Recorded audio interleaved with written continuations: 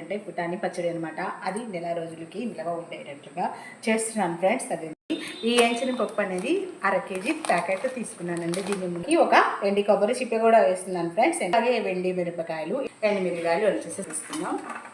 ఒకేసారి పోపు పెట్టడానికి వీలుగా పోసేసుకుంటున్నాను ఫ్రెండ్స్. ఎండుమిరపకాయ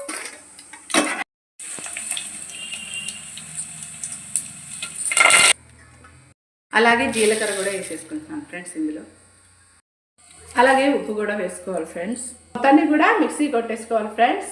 ఎండుమిరకాయలు అయితే బాగా నలిగిపోయినాయి అనమాట. దానిలోకి మనం ఎండి కొబ్బరి మనం కట్ చేసుకున్నాయి కదా, అవి కూడా వేసేద్దాం. మెత్తగా అయితే నలిగిపోయింది అనమాట. ఇవన్నీ కూడా మిక్సీ పెట్టేసుకోవాలన్నమాట. నలిగిపోయిందనమాట. పోపు పెట్టుకున్నాం కదా, ఆ పోపు మొత్తం దీంట్లో వేసేసుకున్నాం. కారపొడి రెడీ. చెల్లి పొడి ఇందులో. చట్నీ అయితే ఎప్పటికప్పటికి మనం ఇలా కలుపుకుంటూ ఉండాలన్నమాట.